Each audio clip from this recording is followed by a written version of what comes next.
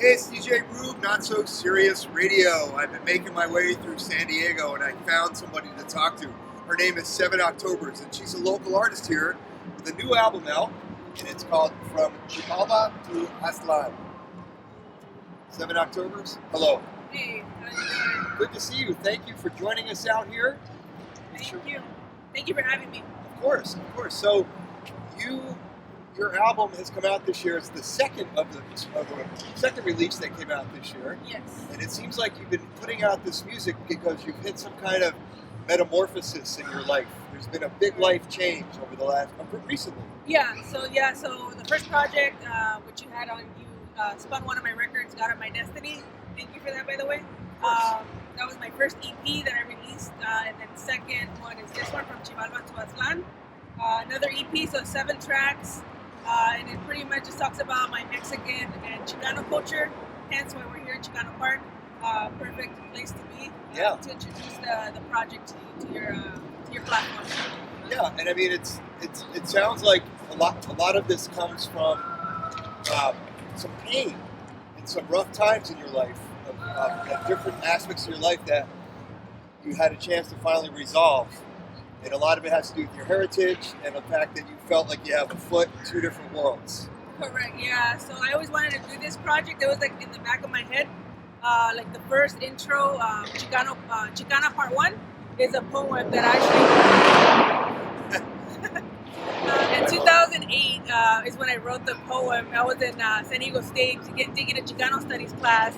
And I wanted to talk about, like you said, being in both worlds, being Mexican and American at the same time. And what it meant, because a lot of people struggle with their identity because you don't fit in with the Americans, and then you don't fit in with the Mexican people because you're too brown or you're too Americanized for the brown people. So I wanted to do a project for my heritage, and especially these times with all the protests going on about Black Lives Matter and all that stuff, and even brown lives, like being taken. I thought it was a perfect project to be released around this time as well, to kind of give an uplifting message that. I'm proud of where I come from. Yeah, and the new album starts off with the intro track that you mentioned earlier, and it provides kind of a historical overview of, well, maybe that's not the intro track. The second track, Savage Bloodline, yes. Savage Bloodline provides a historical overview about going way back to the conquistadores when they came into Mexico from Spain. Yes. And took over the Aztec culture, forced everyone to assimilate. That's where it starts. Exactly, yeah. I wanted to take it back. So if you think about it, it's kind of like a history lesson because it takes it back. I did it from the point of view of an Aztec. So when I'm talking, it's like in first person. And pretty much like all the trauma that we had to go through, or like my ancestors had to go through. And then it kind of moves it on to U.S. land when I talk about the Rosero program, where it was like a bunch of the farm workers had to get visas to come and work over here. And some of them actually ended up staying.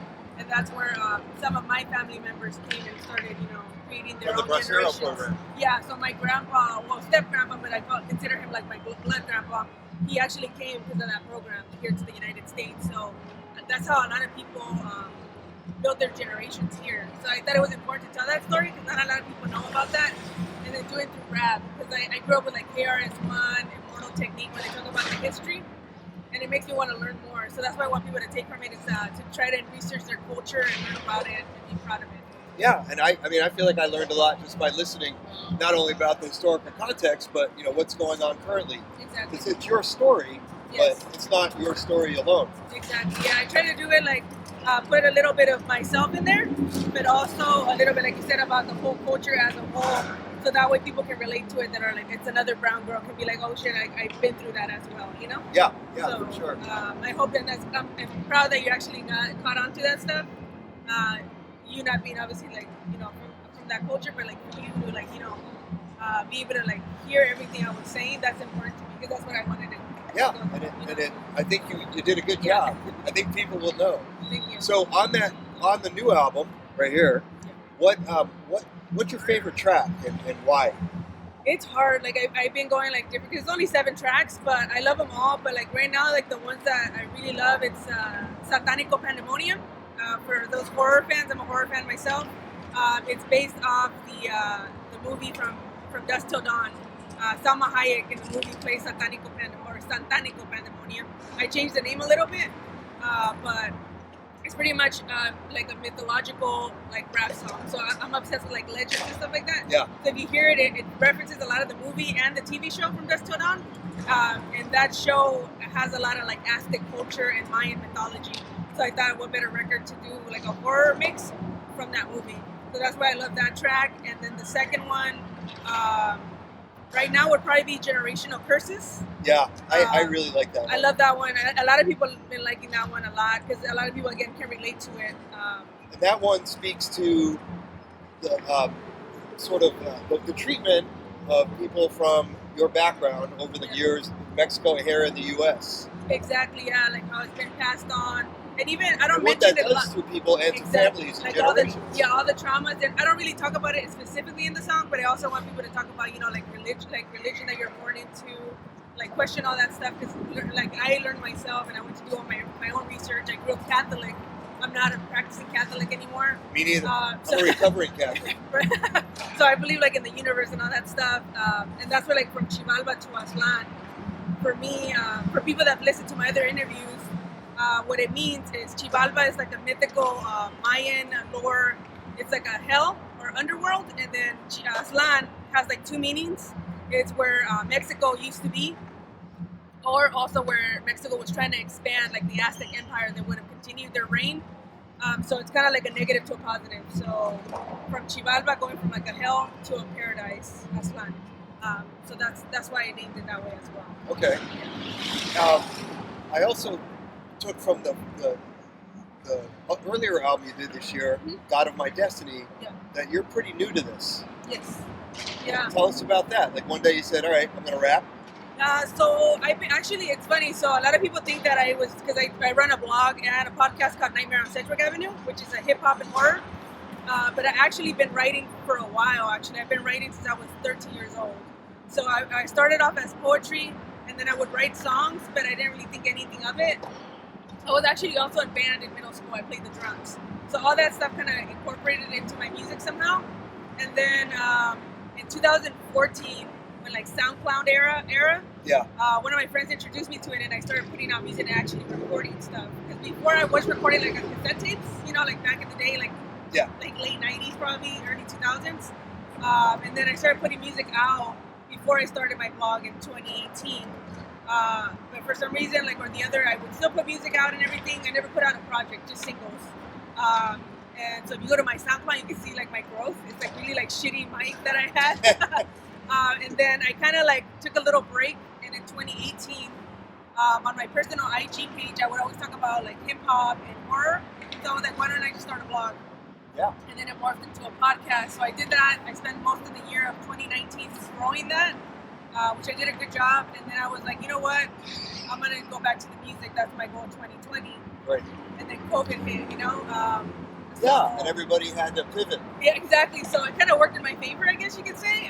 Because then I was like, because I was going to go on tour with like Platform Collection. Like shout out to Kill C-Ray and OG Hip Hop Eddie and Parker. We were going to go on tour with them, and I was going to be like kind of like the tour manager. So I was going to learn all the ropes. Oh, wow. But then, you know, COVID hit and that put a stop to it. So I was like, I'm going to work on my music because that's what I said I was going to do. Yeah.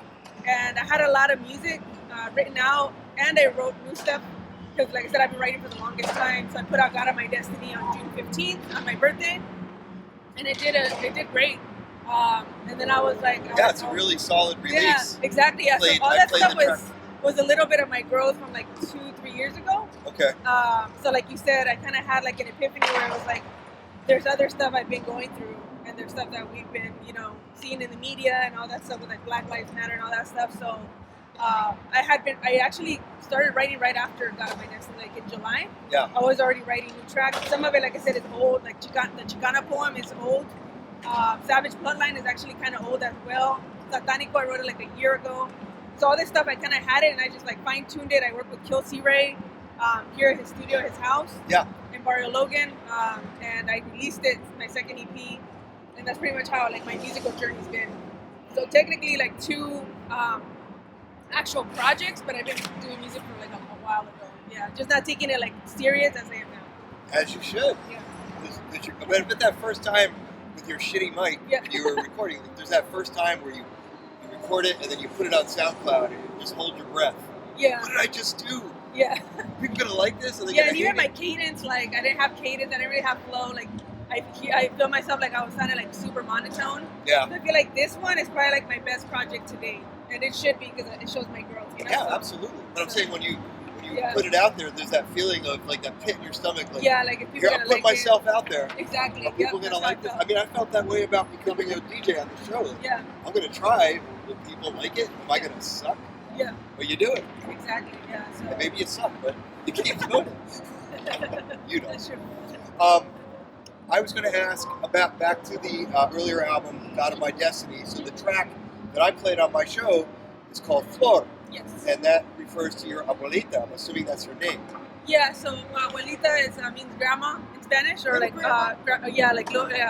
grandma, abuelita, or granny.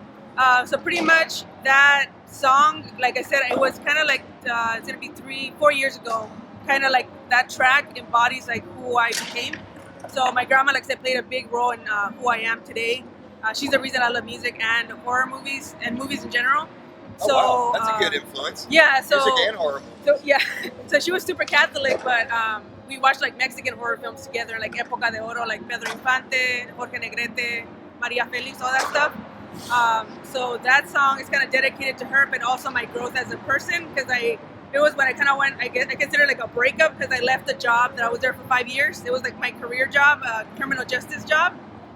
It was emotionally draining. So if you hear the lyrics, I said it was like draining my creativity, and I was no longer me. Yes. So then I realized like my self-worth. I was wondering what you were doing. So yeah, so I was doing that, and I was getting pretty well, but I was like, it was about self-worth and being free, is what I say. So it was about me being happy, and I wasn't happy anymore there. Right. So I just left. So that's what that body of work, God of My Destiny, like that. Pretty much, I became the God of My Destiny. I quit the job. I didn't have a backup job.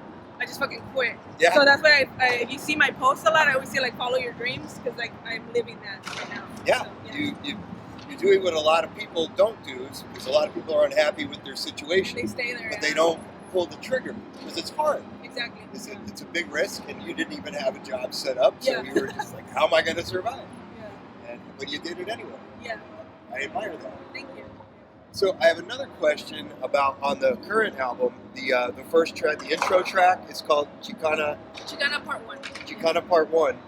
And I know, and you even mentioned it in the tune, that Chicano was viewed almost as a derogatory term, Yes. perhaps in the 70s. Yeah, something around that time. I think it was kind of considered like, I don't like saying this word, but like spick, or like Yeah. what's the other one, like meaner, something Yeah. like that, where it was like a negative connotation. But then like the Chicano movement, which was around like the 70s, they kind of took it over and kind of like reversed the meaning. Yeah. It made it like a proud like word to be like, I'm Chicano, I'm Mexican American, pretty much. So that's why I wanted to, that poem, if you listen to it, I did like a lyrical breakdown on my IG. So if you guys want to know about each song, I did that. But pretty much it's like a personification of Chicana. So I kind of got inspired by comments. I used to love her, like how he personified hip hop as a girl. I did the same thing with the Chicano word. I personified it as a woman. Makes So sense. if you listen to it, it's like I'm talking about, like, this is about a story about a girl who made a difference in the world. Yeah. So that's how it starts. So that's why I named it that, and that's what I want people to take from it. So you had some help making this album. Any shout outs? Yeah, shout out to my mentor and friend, Kil C-Ray. Like I said, he mixed and mastered it. He actually pretty much contributed a little bit of bars here and there. He kind of helped me, so we kind of co-wrote like some of the songs. Like it was like super long. Like I said, I write in like poetry form. Yeah. So he was like, you need to like make it into a song. Like this is like a long ass verse. Like which was it? Generational Curses. Yeah. Was like a long ass verse. Like he's like, you need to add a hook. You need to split it into 2 verses because it's too long. And I was like, okay. So he helped. So shout out to him. And he actually did the instrumental for Good Chicana. advice. Because people tune out. Exactly, after a that's what he said. That's what he said. So I was like, okay, I'll listen to you. You know what you're doing. So Chicano Part 1, he did the instrumental. And then shout out to like Mike Mackey. He did one of the beats for La Morenita. Shout out to I Above. Shout out to Pancho. Shout out to Mindframe. All those people that contributed, and then Speak Easy to Jaguar Warrior. So all of them, appreciate them for like working with me. Cool. The album, From Xibalba to Aztlan, is available on all major streaming platforms. And I have hard copies too. and hard copies.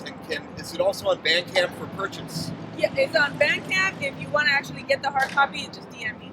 Okay. On my Instagram. 7 But Octoberz. people can buy this to support you Yes. and your efforts. So Yes. go to Bandcamp Yeah, Bandcamp. at 7 Octoberz, and it's OCTOBERZ, Yes. right? Yes. Correct. All right. Well, thank you, 7 Octoberz, for coming out, meeting us here in Chicano Park. Love the album. Thank you. Thank you so much again for having me. I appreciate your platform. And like I said, everybody, check out. It's on all streaming platforms. I have the CD, I have t-shirts, I have stickers, magnet. Just DM me on my social media at 7 Octoberz, the number 7, and then Octoberz with the Z. All right. I guess I could have said that instead Yeah. of spelling it out. Yeah. All right. Well, thanks again. All right. Thank you. Peace.